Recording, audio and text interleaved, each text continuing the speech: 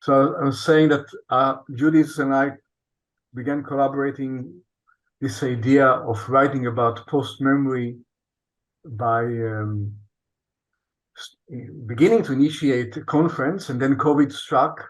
So we changed the conference to a Zoom conference. Some of you were present there, some of you presented even.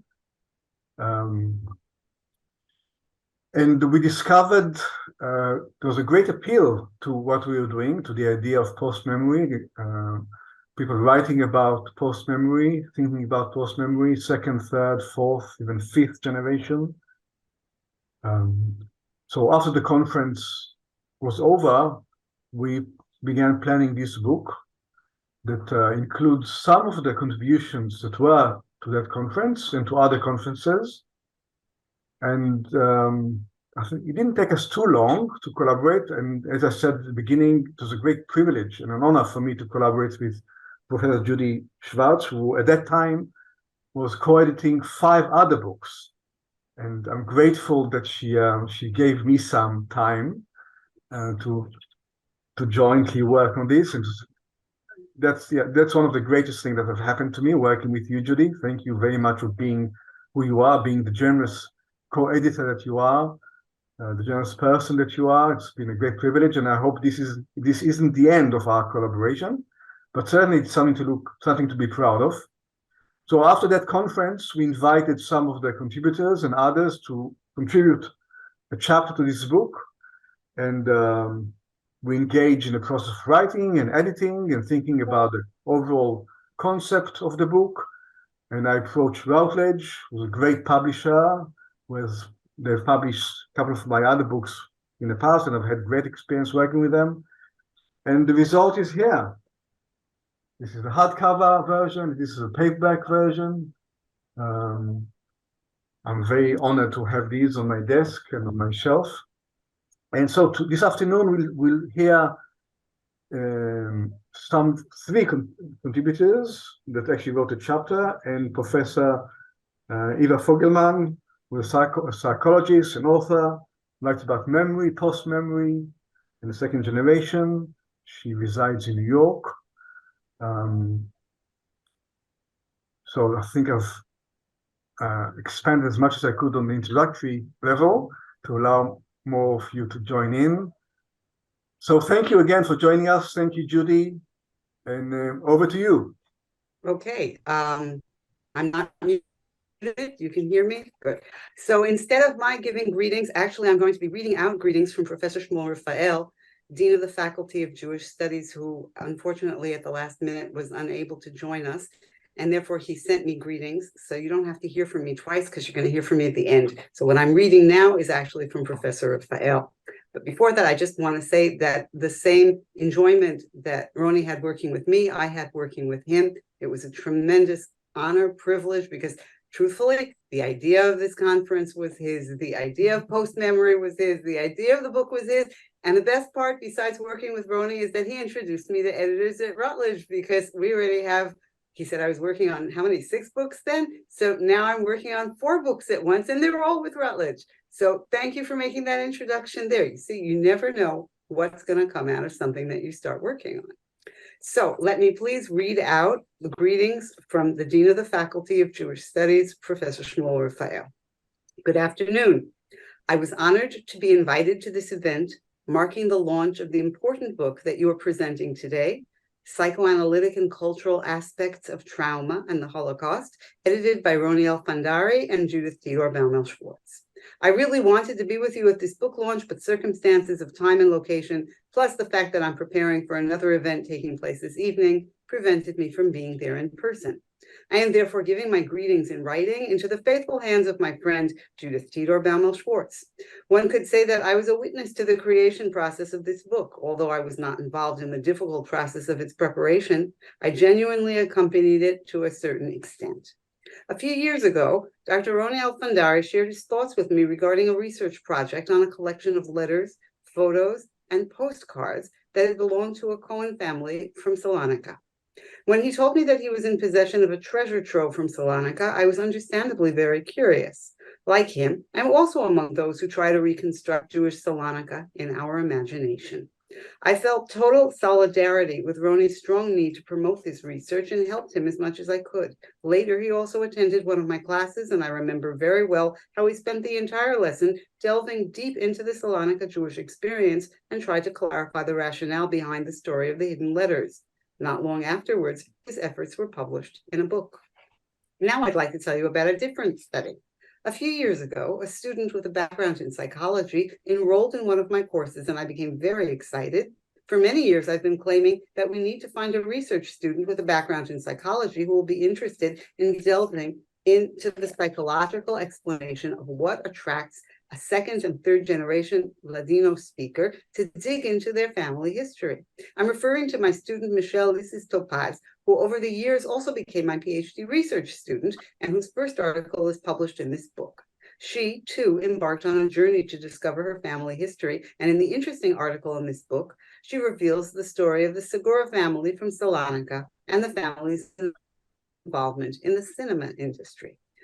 Roniel Fundari and Michelle both decided to search deep into a past that has been locked away. They decided to assume the role of testimony bearers, and the preface to the book states each contributor performs his or her post-memorial work in a unique and creative way, blending the subjective and the objective.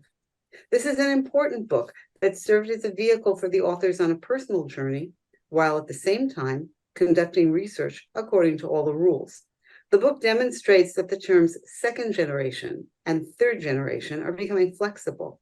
It turns out that one does not need to grow up in the home of a Holocaust survivor to be the grandchild of a Holocaust survivor to feel that this story is part of one's own personal story. This book reveals an interesting research field which I believe has not been addressed scientifically and delves into two concepts, post-memory and post-memorial. These are not the same, but are rather two products of memory. Most of the authors of the articles in the book imagine aspects of post-memorial, such as the book is an exciting document in and of itself, as each of the authors invites readers to share in a personal journey that leads to a research journey, the journey to memory. I wish all the authors and editors many more books and studies, as this subject is an endless sea. May your work be blessed. Shmuel Raphael. Roni, back to you. Thank you. Yes, thank you very much, Judy, for that. Thank you, Shmuel or Shmulik, for that from afar. Shmuel has been a friend and a colleague over the years, and shame it can't be here, but his spirit certainly guides us, and he's with us. I will say a few more words about post-memory later when I open the roundtable discussion. But for now, I'm very honored to ask Eva Fogelman, psychologist and an author on the subject of memory and post-memory and second generation, to say a few words, quite a few words. So please. You're muted. You have to unmute yourself. Still. There you go. Yes. All right. Thank you, Roni and Judy, for editing this most riveting book. The authors of each chapter write about their journey as they grapple with what to do with post-memory. Reading it left me breathless. I felt like I was reading a thriller. The book between post-memory and post-memorial work illustrates the current emotional challenges for most of us who were born to parents or grandparents who survived the Shoah and are no longer with us. For those who may not be familiar with the term post-memory, it was coined by a comparative literature professor, Marion Hirsch, a child of Holocaust survivors herself. I quote, "Post-memory describes the relationship that the generation after bears to the personal, collective, and cultural trauma of those who came before, to experiences they remember only by means of stories, images, and behaviors among which they grew up. In recent years, with the survivor generation dying off, the post-memorial work which descendants of Holocaust survivors are doing is exponentially growing. I would like to suggest several reasons for this phenomenon. On a social level, when Holocaust survivors transitioned from being shunned to being dignified, it sparked an interest in their stories. Let us not forget, for close to 2 generations, almost 40 years after liberation, survivors were encouraged and in some cases commanded to forget about their traumatic experiences and losses. Not until the NBC miniseries Holocaust by Gerald Green, which aired in the spring of 1978, did attention slowly shift towards seeking out survivors in local communities. Long after that, in November of 1978, President Jimmy Carter established the Holocaust Commission, which eventually was the Holocaust Museum in Washington, D.C.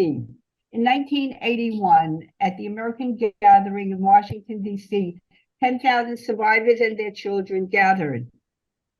The event epitomized the resilience and contributions of survivors to American society. The gathering was televised widely and motivated writers to write about them and filmmakers to document their stories. Such societal embracing of the survivors, in turn, motivated the descendants to privately and publicly share their Holocaust family background. In recent years, the American and Israeli zeitgeist is conducive to diverse modes of expressing post-memory. Just to give one example, at the Academy Award ceremony a few years ago that is watched by millions of people all over the world, winner Alex Borstein dedicated her Emmy Award for The Marvelous Mrs. Maisel to her grandmother Nadi. Of her grandmother, she said on the Emmy stage, and I quote, "She was in line to be shot in a pit. She turned to the guard. 'What happens if I step out of line?' He replied, 'I don't have the heart to shoot you, but someone else will. And for that, I am here and my children are here. So step out of line, ladies, step out of line.'" From a societal perspective, another reason for the rise in post-memory work in the United States might be attributed to the rise of anti-Semitism in recent years. A pervasive myth is that if more people know about the dehumanization and persecution perpetrated by the Germans during the Holocaust and the murder of 6 million Jews, anti-Semites would be dissuaded. On an individual psychological level, when a Holocaust survivor, parent, or grandparent dies, the descendants mourn not only the death of the immediate family member, but also all the unknown relatives who were murdered in the Shoah. Through the mourning process, the descendants tend to identify more with the deceased as a Holocaust survivor. These days, those of us who read obituaries in newspapers always see a Holocaust survivor had died. Those who comfort the mourners also want to know the story. Descendants who experience what I call a transforming moment feel a drive, in the psychoanalytic meaning of drive, and gravitate towards post-memorial work that is within their realm. By that I mean writers will write, artists will create, filmmakers will produce films, performing artists will act, sing, dance, teachers will teach, and others will share the story at the family Seder with the next generation, with their individual community or friends.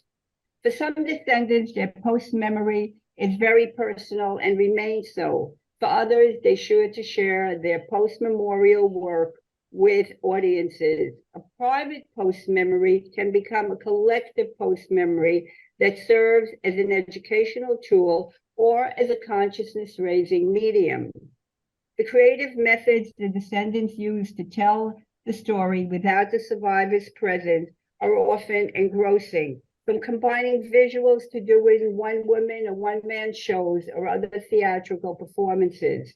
Most of the sons and daughters of survivors have posthumous memories, unless a survivor parent was totally silent or completely hid their past, as in the case of Helen Fremont, who wrote after long silence, and The Escape Artist. The descendants have indelible images in their minds from the stories they heard, photographs or movies they saw, or fantasies they created along the way. When a survivor parent dies, some continue to be haunted while others assumed by post-memories. At times, Holocaust survivors thought they were taking secrets with them to the grave. Lo and behold, the secrets were discovered serendipitously. One of the most blatant examples is portrayed in the movie The Flat, directed by Arno Goldfinger. I don't know if any of you saw it. When his grandmother dies, he has to clean out her apartment in Israel. He's doing the bulk of the work, and all of a sudden he finds that there was a correspondence between the grandparents and a German couple. He also found some newspaper clippings that this German couple had come to British Mandate Palestine in the 1930s. The Holocaust survivor, the man was a lawyer in Germany, and of course in 1933 he lost his job and eventually was able to escape to British Mandate Palestine, and this German couple visited them.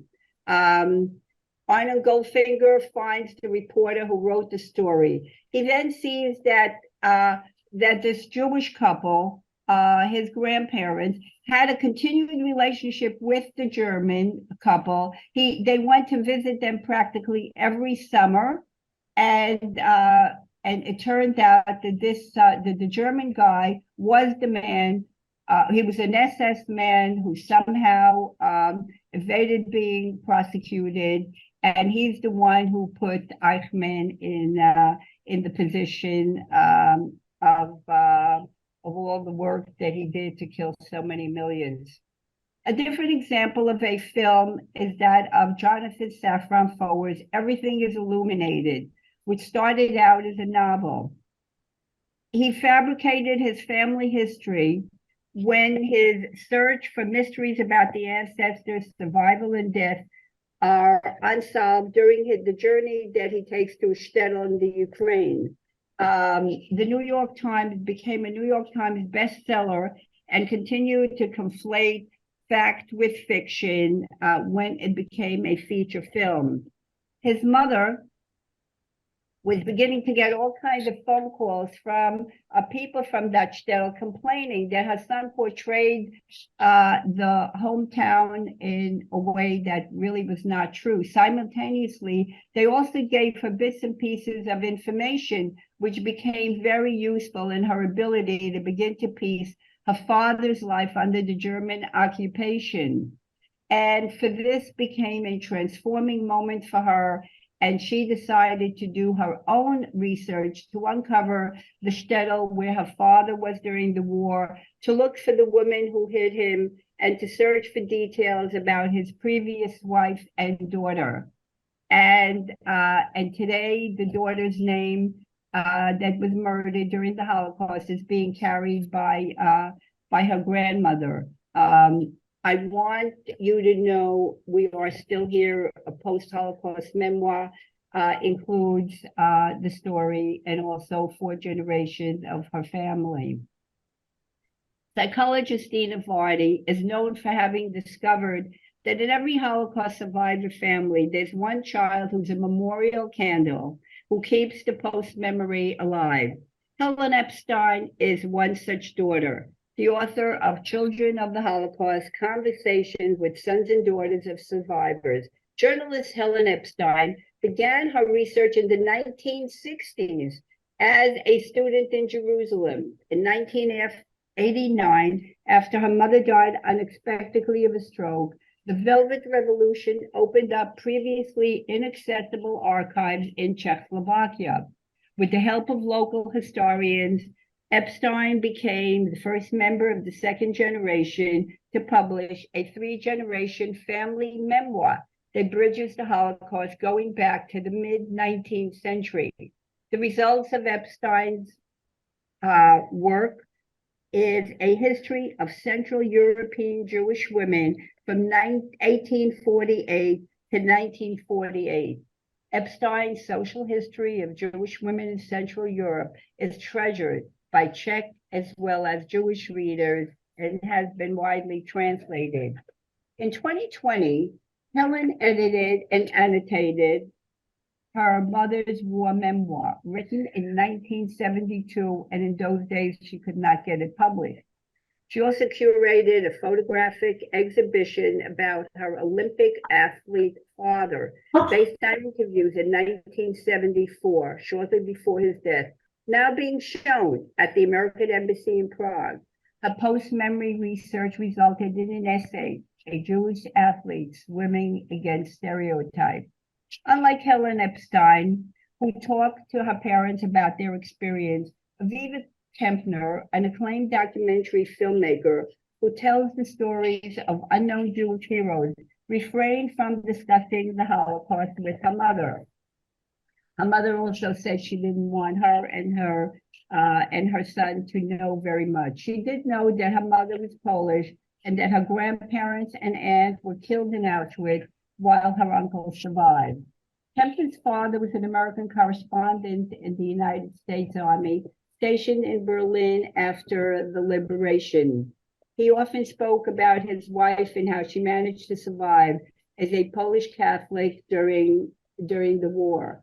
Aviva first had a career helping Native Americans, working with refugees from Chile, and then she turned to producing The Partisans of Vilna. And she realized the power of film and to show that the Jews did not go like sheep to the slaughter. Each of her film had some cameo relationship in reference to the Holocaust. 15 years after her mother's death, when Tempner turned 75, she realized she has more years behind her than ahead of her. So this motivated her to finally take a look at the interviews that her mother and her uncle had done for the Shoah Foundation in 1996. And she would begin to watch a few minutes, and then she stopped, and she couldn't continue watching it until she finally envisioned a broader vision for the film to illuminate how massive psychic trauma could be overcome and how survivors were able to launch successful lives. A Pocket Full of Miracles is a family story and social documentary of Holocaust survivors who made it against all odds. One daughter of survivors who tirelessly worked towards having institutions promote post-Holocaust memory is Dr. Ingrid Tauber, and who's responsible for the development of the Holocaust Center in Northern California. Although she ignored her own family, 20 years after her mother's death, she decided to go to see where her mother had lived in Germany in the 1930s. Her grandfather was a banker who had worked with the Rothschilds at the Mendelssohn Bank. When she returned there, even though the house was not there, she did find somebody who knew quite a bit about her family, Alfred Manaville, if any of you go to the Honor Museum in Tel Aviv, you will see a picture of Alfred Manaville. The family had to escape to Hungary in 1934, and because obviously he lost his position at the bank, so that the period, although Ingrid knew about her mother and being a nurse in the Budapest ghetto during the war, she did not really realize the significance of what her grandfather was before the war and her mother. When sons and daughters and grandchildren are exposed to post-memories, they may try to suppress their emotions. As we say psychologically, they may want to dissociate, or they may react by being flooded with empathy for the survivor, helpless to undo the survivor's pain and suffering. They may rage at the persecutors and sometimes at God. They may feel sadness and depression or fear another Holocaust. Post-memory work is a channel for these feelings to be transformed into a search for a meaning. discovering new post-memories and figuring out how to channel them, whether privately or publicly, is a process that will endure for generations. Descendants of Holocaust survivors should not desist from excavating their family histories, which are part and parcel of the history of the Jewish people and world history. The quest to transmit the search for post-memory is everlasting. What is reassuring is that psychologist Julie Chasin found that Israeli grandchildren of survivors, more than their parents and grandparents, stressed the value and importance of teaching younger generations about the Holocaust. We Jews are always thinking about how to carry memory to the next generation. After all, the Passover Seder is all about telling the children about going out of Egypt. The latest post-memory work is a Holocaust Haggadah for a Seder Itkansut. We enter, remember, lament, confront, honor, reflect. There is a basic text, and then each family can add pages with their own family story. The goal is to be inclusive and not divisive, to inspire hope to future generations to create a better world. What does it mean to remember? Asked Elie Wiesel in his memoir, All Rivers Run to the Sea. And I quote, "It is to live in more than one world, to prevent the past from fading, and to call upon the future to illuminate it." Thank you. Thank you very much, Eva, for your expansion of the term and elaboration of what it takes to deal with post-memory with all those fine details and examples. I think this gives us a really good basis from which to continue. And of course, one can carry on talking about post-memory. So thank you doubly, because you also saved me from having to say what post-memory is. I think you've quoted the definition quite well. Thank you very much for your contribution. I'd like to move on to the roundtable discussion. I have the honor I'll just shortly introduce the three participants. First, we have Dr. Naama Reshef from K Academic College, who contributed a lovely chapter to the book. Then Michelle Lisset Topaz from the Open University of Israel, soon to be Dr. Michelle Topaz. Yeah, working towards that. And lastly, Dr. Naomi Shmuel from the Spiegel, she's a Spiegel fellow at the Finkler Institute at Bar Ilan with Judy. All three of you, amongst others, have written lovely chapters for the book. My own interest in post-memory began, as Eva said, from a haunting memory, which has accompanied me since I was a young child, feeling that something has happened to me way before I was born, something that happened to me which guides and shapes my life. It took me many years to realize what that was. And that realization coincided with the discovery of the boxes of letters from my relatives, murdered relatives from France and Greece. And having written about that experience and published a book in English, in some way has got me quite close to, I wouldn't say put a closure to the thing, but certainly it has removed the pathological impact that post-memory had upon me. I sleep better, I cry less, films. So I recommend to any of you who feel that they suffer some symptoms of post-memory, do something about it creatively, as Eva has suggested. It works. So this is a very important moment for me in this gathering, having these people who participated and accompanied me along the journey of summer journey. So first, I would like to invite Dr. Naama Reshef to tell us about her experience. Please, Naama. Thank you, Ronnie. Thank you for inviting me to speak, and I want to thank you and Judy for your big contribution in the publication of this important book. So I wrote my chapter about Nava Temel's book, And the Rat Laughed, which was published in 2001. And when I first read this book, what was most especially noticeable to me was the fact that unlike most conventional Holocaust literature, the focus of interest in Semel's book is not on the events that happened during the Holocaust to a young girl who later became an old woman, but rather on the memory of the events and the evolution of that memory over decades and centuries. And that was something very new to me. Semel is known to be one of the first to write about the influence of the Holocaust trauma on the members of the second and third generation. But in this book, she puts a special emphasis on the practice of memory itself.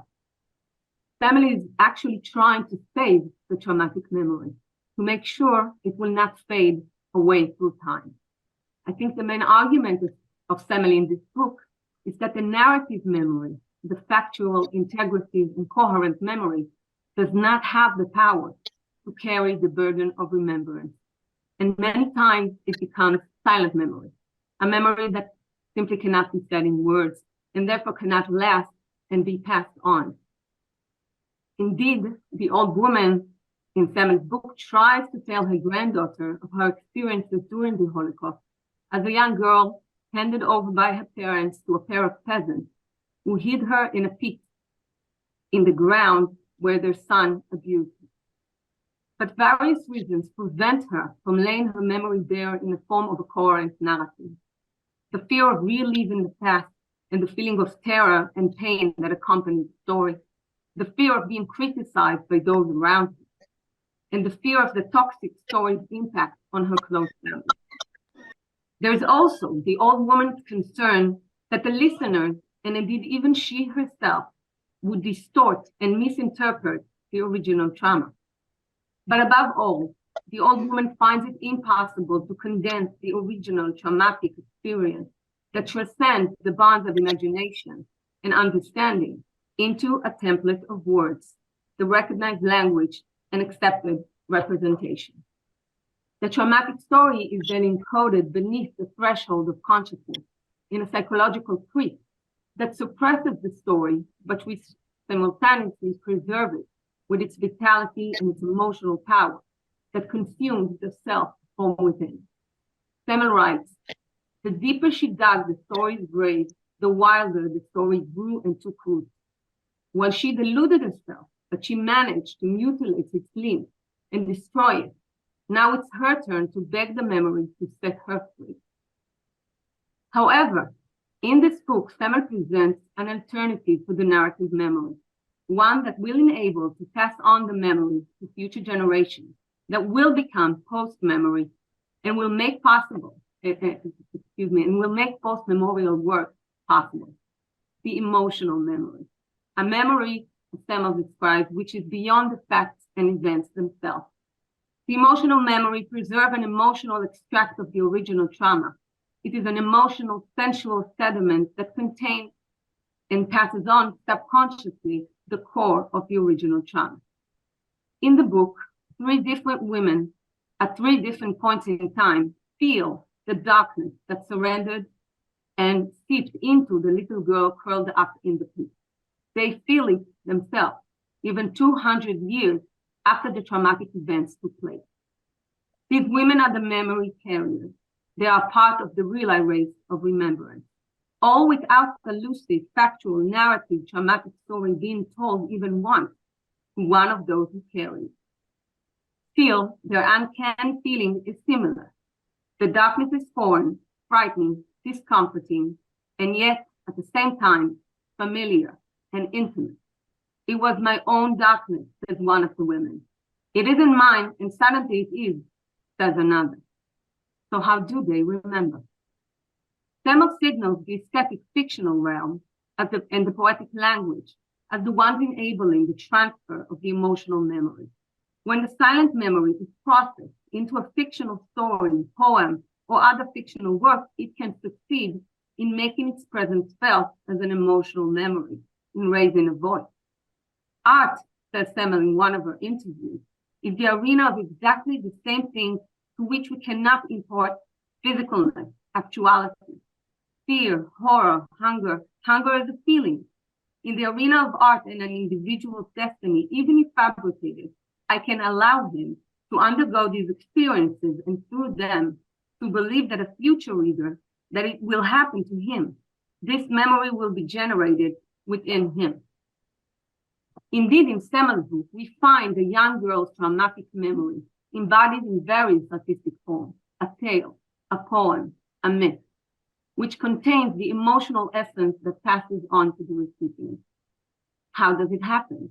How does an aesthetic fictional work and the poetic language enable the silent memory transformation into an emotional memory? In the chapter I contributed to the Postmemory book, I suggested a line of thinking based on the concept of aesthetic distance, coined by the theorist Edouard Boulogne, and the semantic and semiotic realm as they are formulated by the psychoanalyst and literary scholar Julia Kristeva. I will not expand on the matter here. I will just point out that the uniqueness of the poetic language is that it can deviate from the marking conventions and the accepted manners of representation. Therefore, dismantling the organized, arranged, and disciplinary structure of the symbolic language, disrupting its deceptive, unified texture, and exposing the abyss behind it, in which the trauma is feared in a primal, physical, sensory, and pre-verbal manner. The poetic language can look directly into the core of the trauma.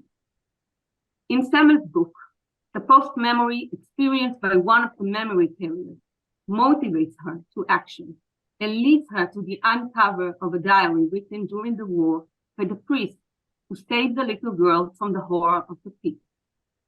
It is the emotional memory that eventually uncovered the unconscious roots of the obsessive thoughts, ideas, and behaviors, and made the redemption of the traumatic story and of the narrative memory possible. Despite what we can perhaps regard as some kind of a happy ending, Semmel is aware of the fact that the transfer of memory is a very difficult and complex act.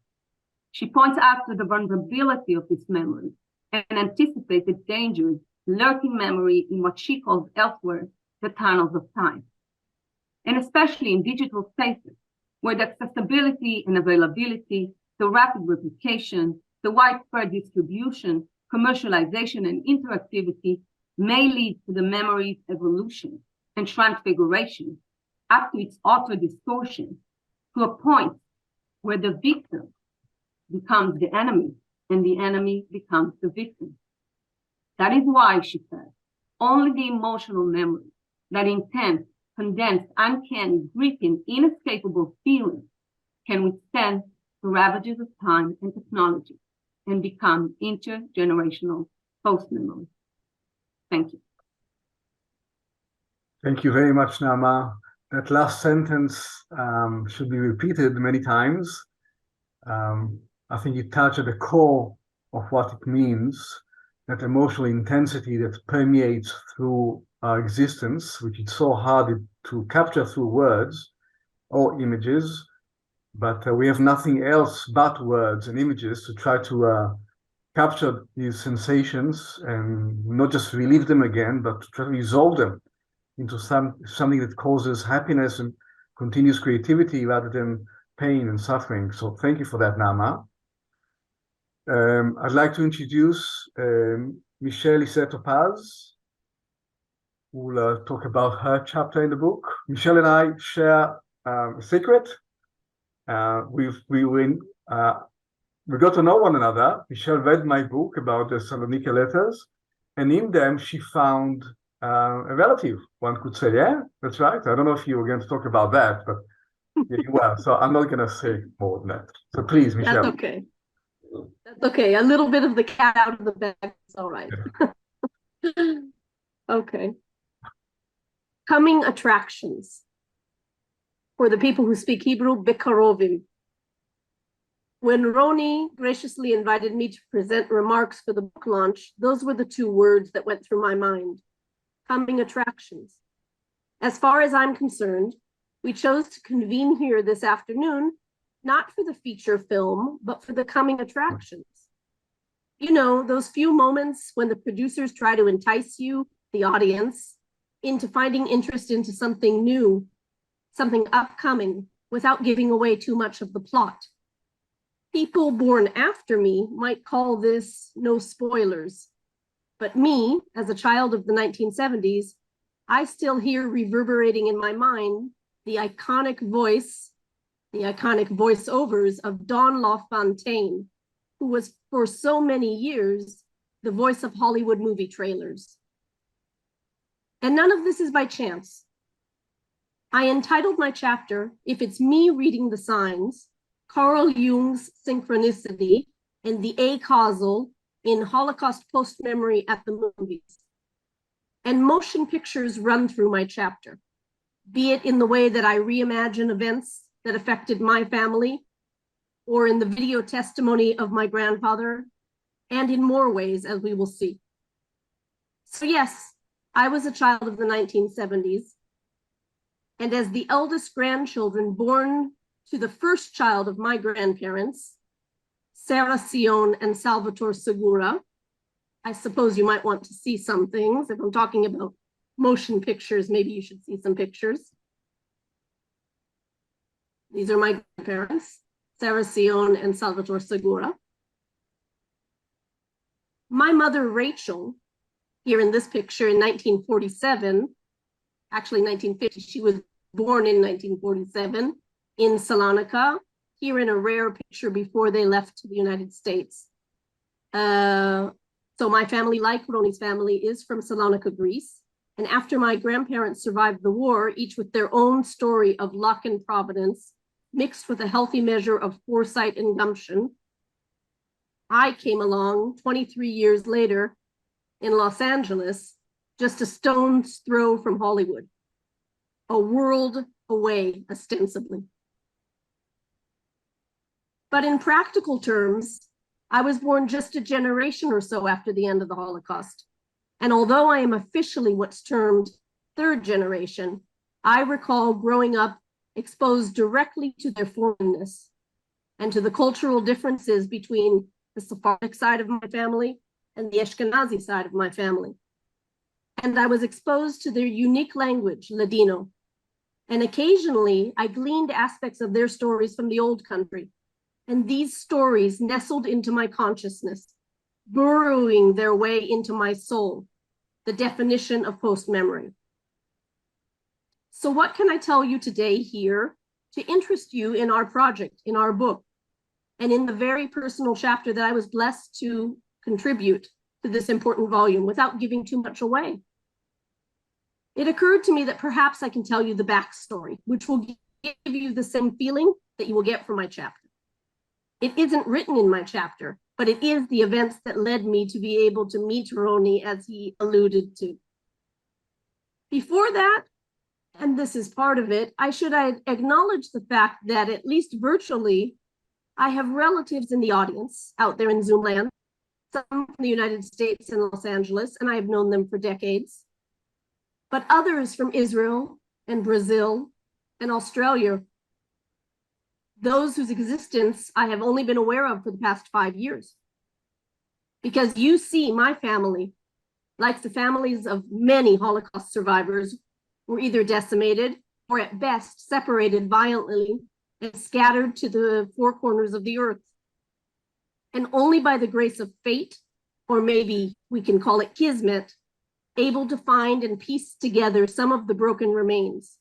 And in the chapter that I penned, I try to apply the concepts of Jung's synchronicity to explain how we found each other again. But let's get back to the coming attraction. So let me set the scene.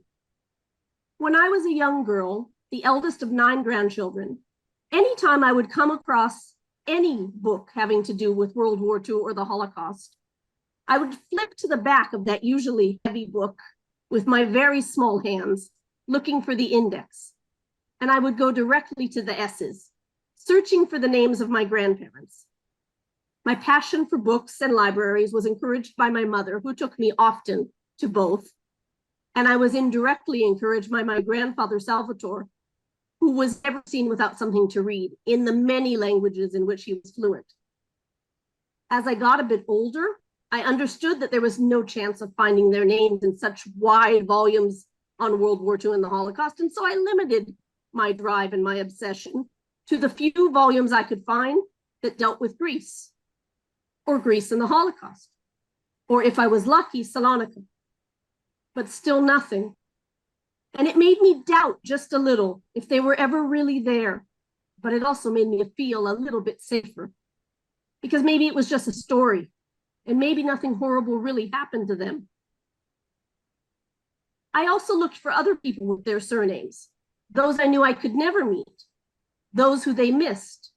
But time and time again, I came up empty-handed.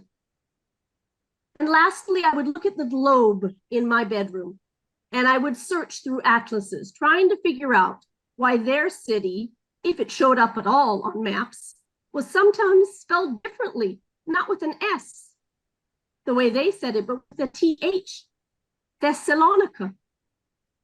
It seemed like a faraway, mythical, fictional place.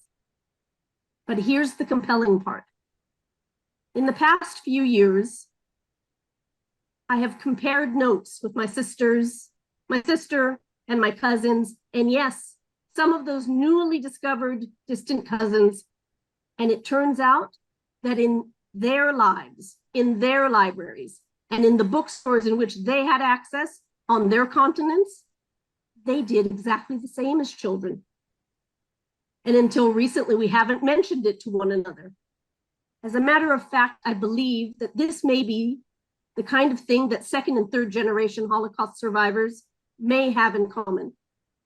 An endless search, an ache, a need to prove that the stories that they heard and those that they didn't were real, and that they came from a place that wasn't fictional or imaginary, somewhere over the rainbow. Perhaps that is the essence of what Marianne Hirsch was talking about in her books and papers. The words that strike me the most are these: post-memory's connection to the past is thus not actually mediated by recall, but by imaginative investment, projection, and creation. As a child psychologist, that sounds just like the stuff of childhood. We're all aware that children love to play and imagine, to build and construct, be it by puzzles, blocks, dolls, tea sets. But what many of us are less attuned to is the inner world of a child, the part that picks up very minor clues, tones of voice, facial expressions, and builds huge scenarios behind the scenes. Children, let me tell you, they're deep, and they make screenplays in their minds. So in my chapter, among other things, I explore the part that was known to me explicitly, my grandfather's escape story, where each time over the course of my life, I got different details, and I tried to fill in gaps. Only imagination could bridge that gap, and so I thought so, because a child can only piece so much together. And as I got older and our beloved grandparents passed on, I found that there was more, because the voices in my mind and my heart got louder and more insistent. In 2018, something fantastical happened. For you to know really what it was, you'll have to read my chapter, but I'll give you a hint. As I write the word fantastical with an F, I am aware of the fact that there is another way of spelling fantastical that fell out of favor. It turns out it fell out of favor when my grandfather, Salvatore, was a child himself. The form of that word starts with a PH, stemming from the same word that makes up the word phantom. And this type of fantastical thing you will read in my chapter. The kind of thing that defies linear Western logic, the kind that we attribute to child and fantasy, maybe even the kind that stems from ghosts and phantoms that want to be heard, discovered, uncovered. And so we come to the clincher in my backstory. This book, Postmemory, Psychoanalysis, and Holocaust Ghosts, the Salonika Cohen family and trauma across generations, written by none other than one of our editors and today's moderator, Roni Alfandari. It was published just a year ago in 2022. And by chance, it was also recommended to me by Professor Raphael, whom Judy presented earlier. Here's the thing. When I received it, I held it in my hands. But this time, strangely, I didn't flip to the index, despite the fact that the words Salonika and Holocaust were explicitly in the title. No, this time, when I held it in my hands, I heard a voice in my heart. And it said, Ija, here you will find something. Ija means my child in Ladino. And believe it or not, the voice that I heard was not my own, but Salvatore's.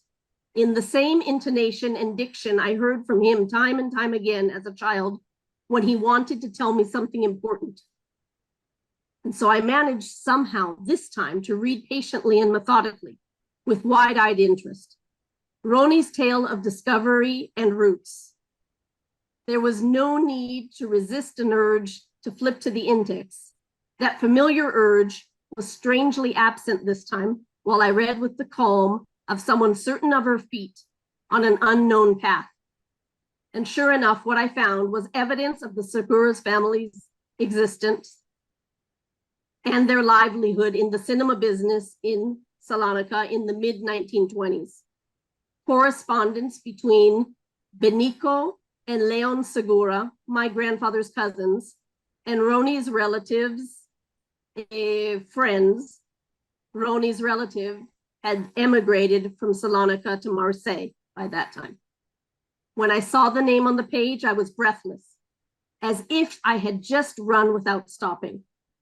Somehow I made it to the computer and the phone, and I found Roni, who was gracious enough to listen to my drivel. And he provided me with wonderful information. And more than that, he invited me to contribute a chapter to the new project he was working on. Is this chance, happenstance, or perhaps what Jung calls synchronicity? A meaningful coincidence that is found at the intersection of the senses, or in Jung's own words, circumstances that appear meaningfully related yet lack a causal connection, or at least a logical, identifiable causal connection. He goes on to say that synchronicity is a subjective experience between events in one's mind and the outside world. And he believes that they have a healthy contribution to the human mind, but they border on psychosis. So in this middle ground, this twilight zone, if you'd like, similar to Freud's concept of the uncanny, or what Winnicott describes in his article, Fear of Breakdown, where he talks about flashes of insight, we must find a new place to create, a place of post-memory. And as we have heard here today, it sometimes defies logic. Thank you, Eva, for your remarks. I felt a little bit validated when you mentioned some of the different movies I grew up with. One of them being Roots, which predated the movie, the miniseries Holocaust. And I recalled, as a very young child, feeling an ache in my stomach when James Earl Jones, as Alex Haley, stood up and exclaimed with tears in his eyes, "I've found you, I've found you." Anybody who knows that moment knows what I'm talking about, and I'm sure you can find it on YouTube. That was the ache. And I have my own "I've found you" moment in the book. And so in conclusion, I'd like to say that only recently I've begun to think about all this in a slightly new way, not only in a psychological direction, but also in a cultural direction. Perhaps, just perhaps, what I've described to you and the events that I discuss in my chapter stem from another intersection. That intersection, the Eastern or Ottoman Turkish hizmet or fate, and the Western logic or knowledge.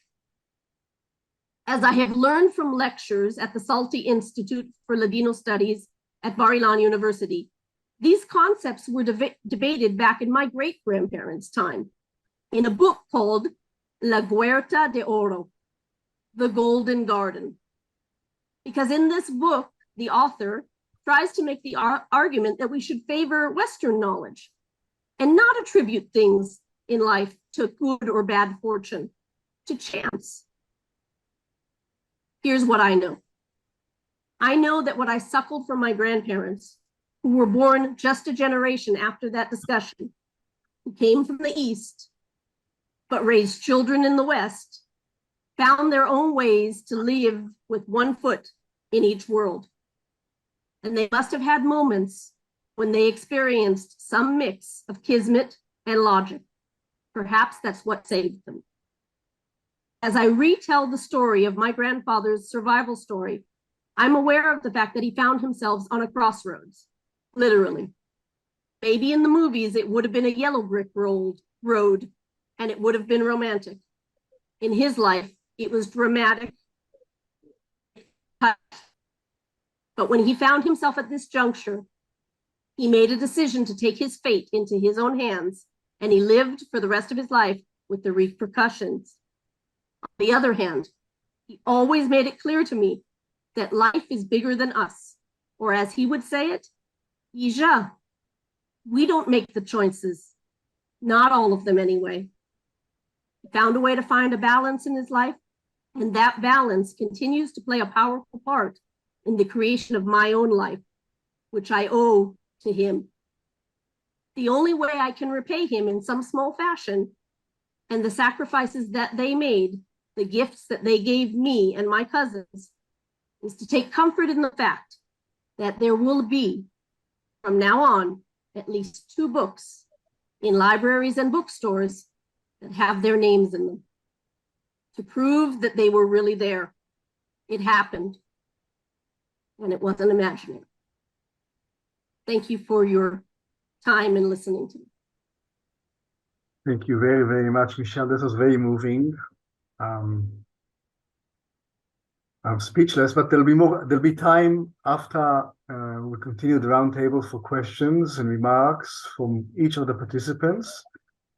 I was as moved, Michelle, as you were by your discovery. In a sense, it made my research worthwhile. I set out to look for relatives, live relatives, and your finding a clue to what you were looking for was perhaps not as good as finding my own relatives, but it's close enough. So thank you for that. My own chapter is called Searching, Searching, Searching. Are there any relatives in the room?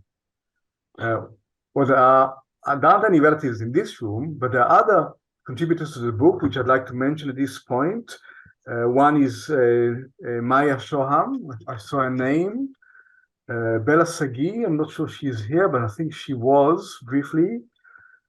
Shri Bargil, I didn't see his name here in the participants, but he wrote a wonderful chapter. Erga Heller, who's here with us. Liat Livni, and Ilana Shalit, amongst others, and Richard Pine, who lives in Greece. So I wasn't expecting him to take part in this evening. So I'd like to conclude this roundtable discussion by introducing Naomi Shmuel, with whom I have an even more uncanny relationship. Can I reveal that? Naomi, is it okay? I'll share a picture with just for a sec. This is Karen Gershon, Naomi's mother, who had the privilege of photographing back in England, while I was living in England back in 1992. Naomi will talk about her undoubtedly, but I came to realize this connection after reading Naomi's book about Ethiopian Israelis. She's written a wonderful book. I think that your PhD is based on that research. And somehow in the introduction to her book, she mentioned her mother, Karen Gershon. And when I read that name, I thought that's a familiar name. How do I know that person? And it took me quite a while to remember that actually I have a book of her poems on my bookshelf. And in that book, there's a dedication that your mother gave to me. I think this is quite a few months before she passed away. So I made contact with Naomi, and the rest is history. Naomi wrote a wonderful chapter to the book. And please, Naomi, the stage is yours. Thank you. I can share screen? Yes. Right. So I want to share this. Wait a minute.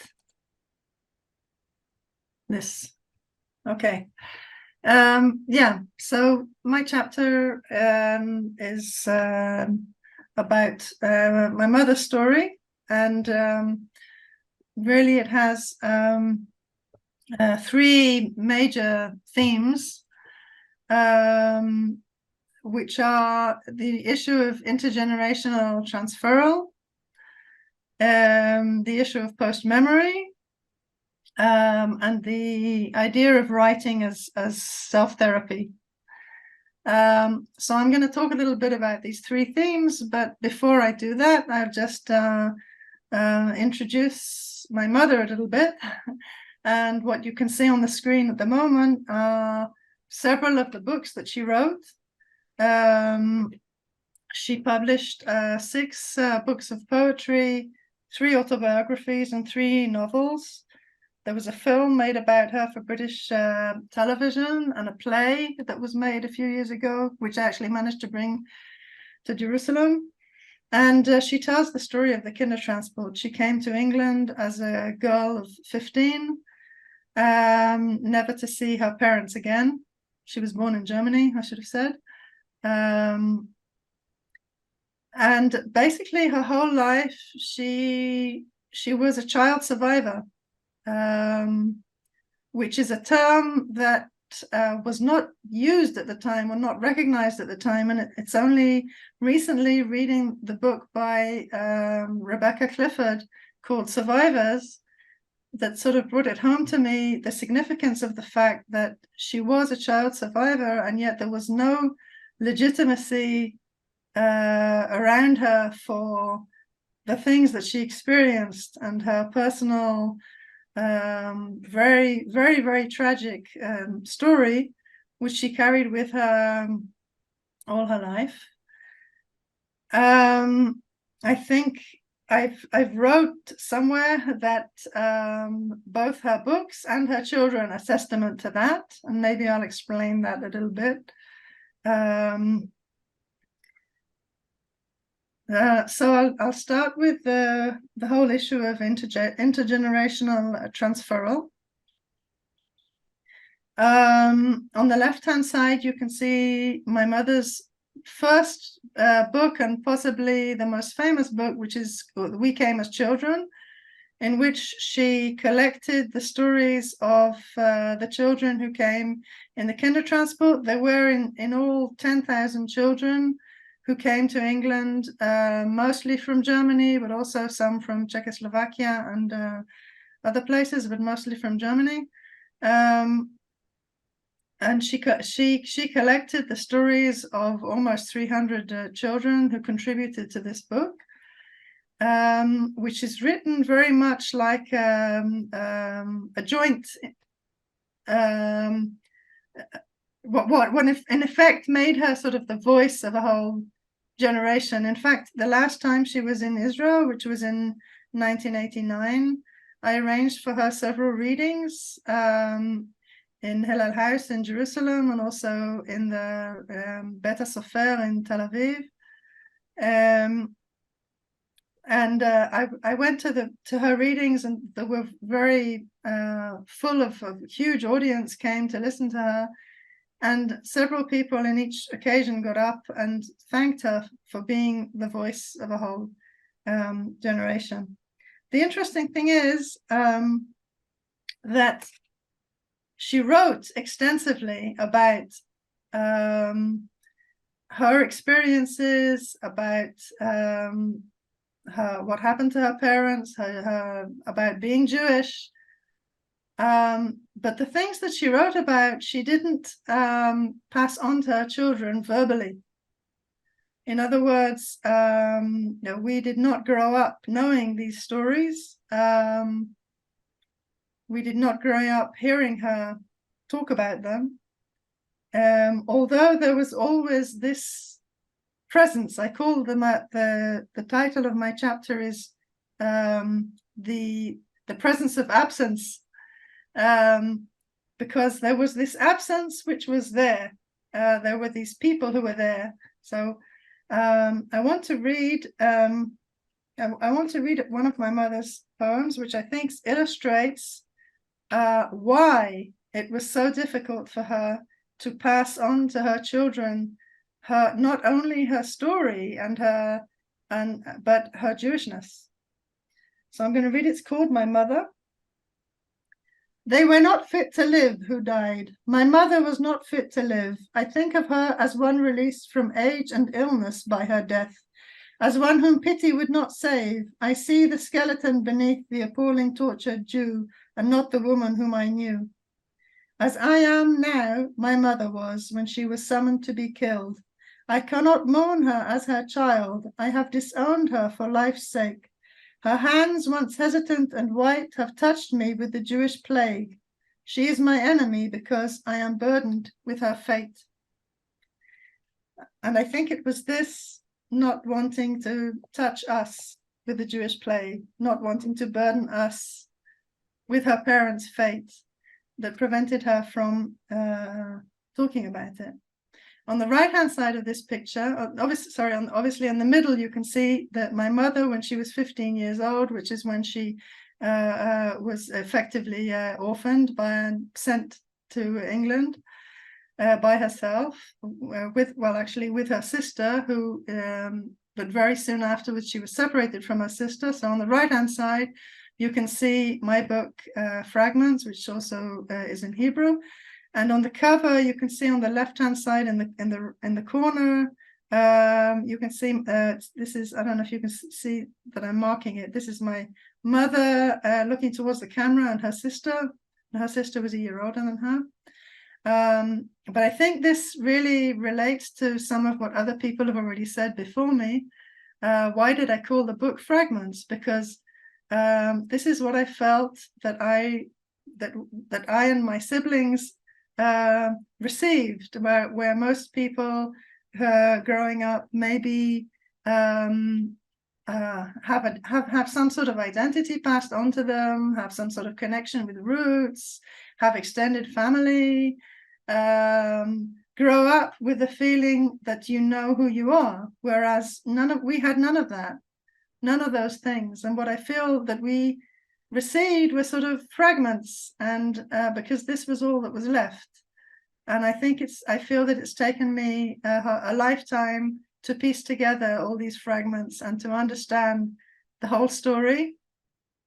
I'm currently writing her biography, so there is, I could talk about it for hours, but obviously I'm concentrating on this chapter in the book, which I think is a very, very important book, and the other chapters are also all very interesting. But to go to the next theme, the next theme that I wanted to talk about is the theme of post-memory, which is this like invisible but very potent inheritance in the form of all these fragments, and in the form of all these people who are obviously present, but they're not really there. And to give some examples of how that came into my childhood, I'll say, for example, I can tell you that my mother used to read me bedtime stories, and she often shows, for some reason, stories about orphans or siblings who were looking after each other, or some tragedy that had happened, and sometimes this book might be about animals and not people, but she would read these stories and she would cry as she was reading. And I found it very difficult to listen to the stories because, of course, what I was absorbing were her tears. And I would say to her, but why don't you choose another book if this, because I thought it's maybe the book, but she wanted to read me this book, but she just cried the whole time. Another thing was the fact that when she left her parents when she was 15, she didn't part from them properly.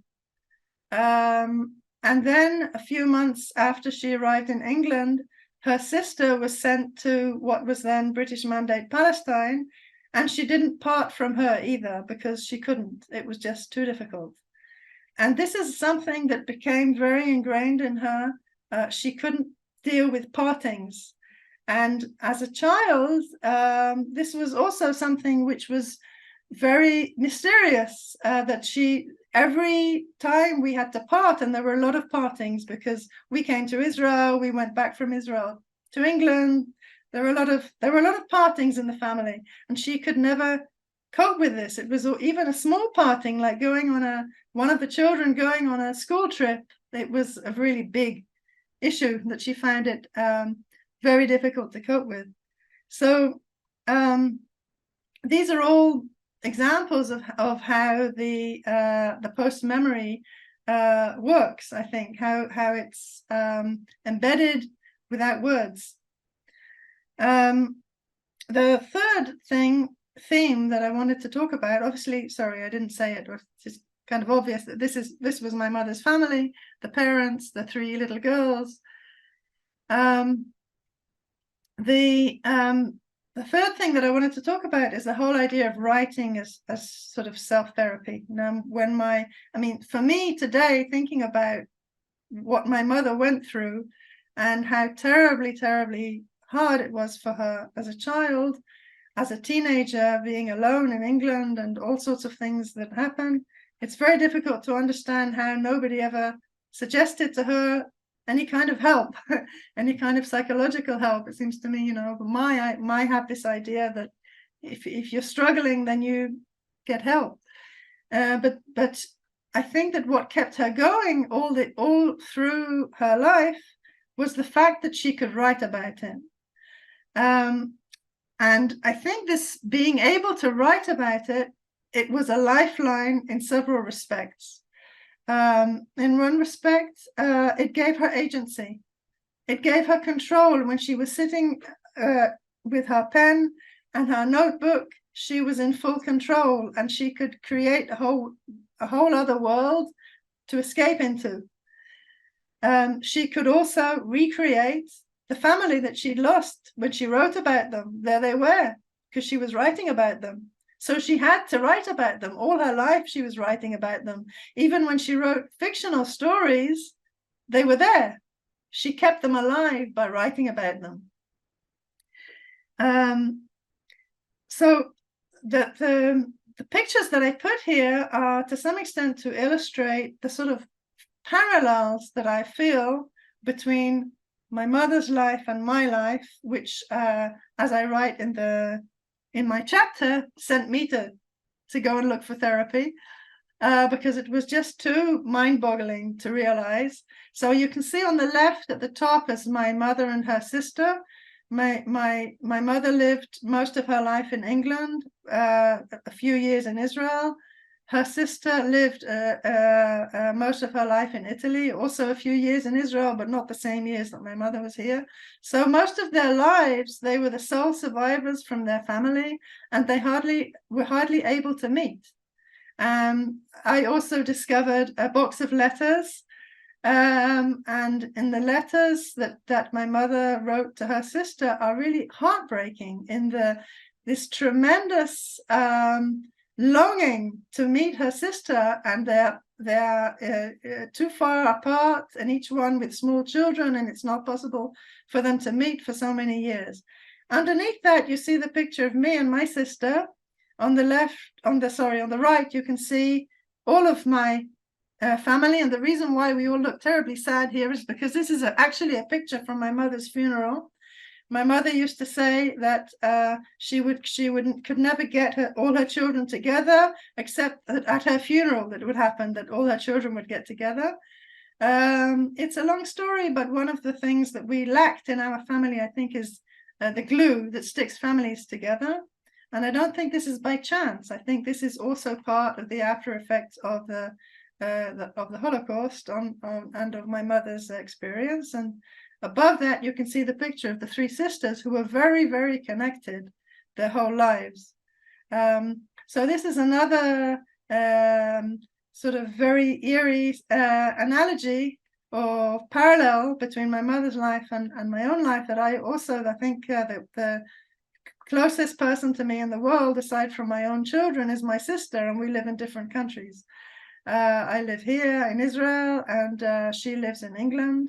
Obviously, it's easier for us to meet than it was for my mother and her sister to meet, but it's still not that easy and not the same as being able to see each other on a very regular basis. Another issue which I feel is a parallel also is the changing languages in writing, and this is a very, very big issue. That other child refugees who arrived in England and were gifted in like music or painting or something like this, they were found sponsors who could help them develop their talent. My mother was a writer before she came to England. She published her first stories and poems in the German Jewish newspaper, the Jüdische Rundschau in Germany, when she was 13 years old. She came to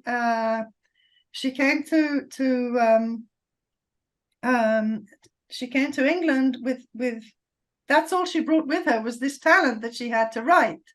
But if she was asked what she wanted to do, and she said she wanted to write, or especially if she said she wanted to write poetry, people would say to her, but you can't do that because you've just changed languages and you can only write poetry in your mother tongue. Well, she proved everybody wrong because she wrote amazing poetry.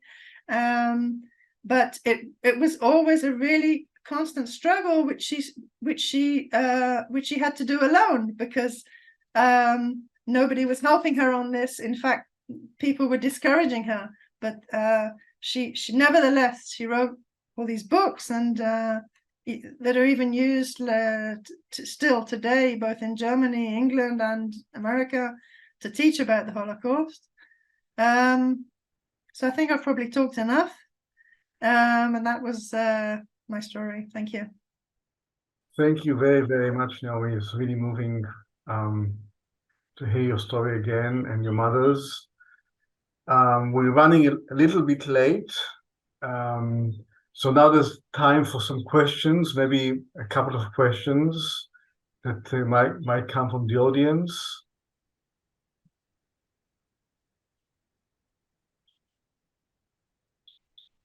The book is on sale to the Routledge or Amazon websites. And yes, Miriam, I can see you wanting to ask a question.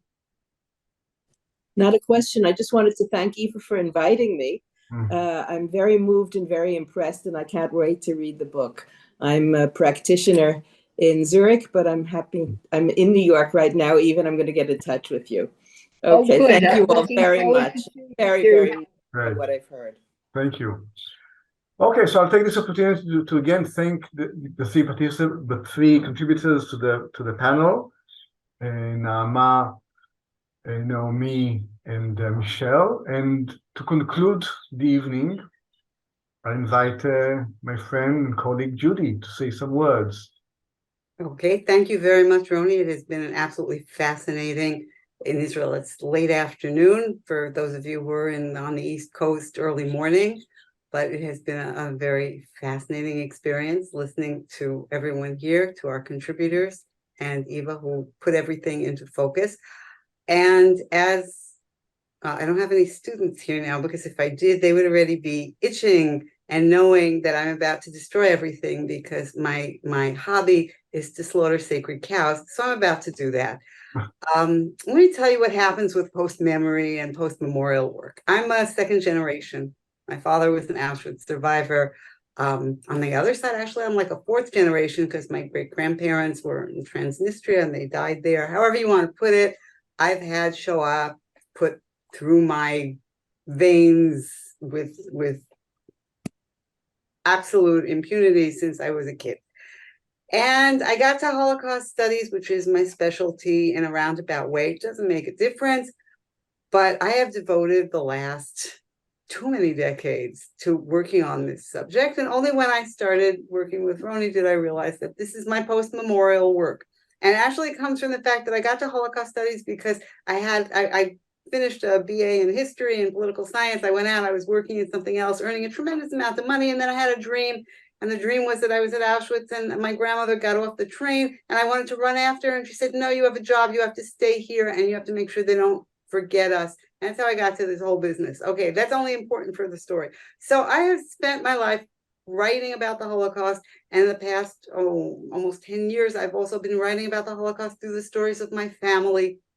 I wanted it all to be written down. I wanted to do what Roni was talking about, what Eva was talking about, what you all are talking about, working through my own Holocaust issues by writing it up. So when I finished one of the books, I remember we were sitting around table here and one of my daughters came to visit and she started telling a story and I said, no, it didn't happen like that. I wrote a whole book about it. It happened different. And she looked at me and she said, you know, Ma, I like my version better.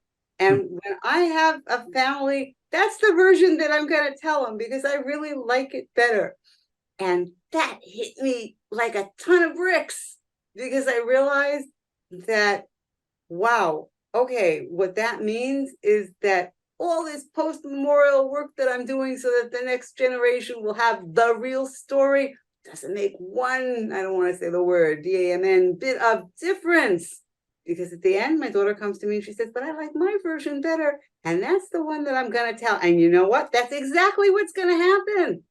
And as a historian who is second generation, who has devoted my life to writing about the Holocaust, that's like a slap across my face, but I understand her fully. Because basically that's what we all do, is we tell our version of something, and that's the one that we get passed on. So I was really down in the dumps when that happened. And then my husband, who is also a historian, but an ancient world, said to me, listen, you know, it's like the story that they tell about Hasidim knew that the founder of Hasidim, the Baal Shem Tov, would go to a certain place and he'd light a fire and he'd say a prayer. And the next generation knew where the place was and they could light the fire, but they didn't really know the prayer. And the generation after that didn't even know where the place was, or they do, but they couldn't light the fire. The fourth generation didn't even know where the place was anymore.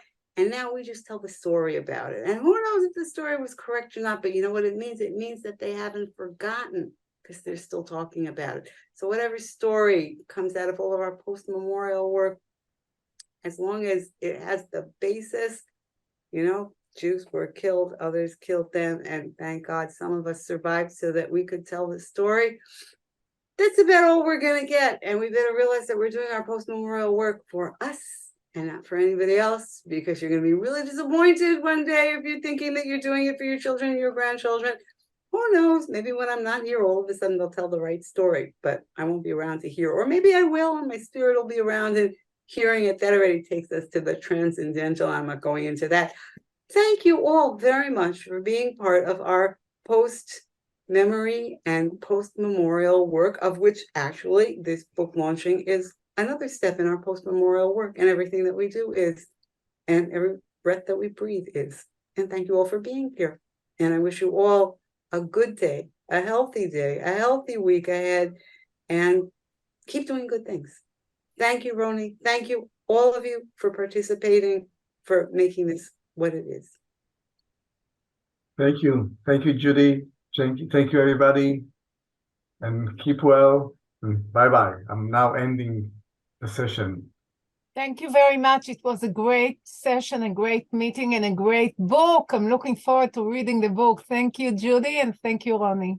Thank you very much. Bye, everyone. Bye.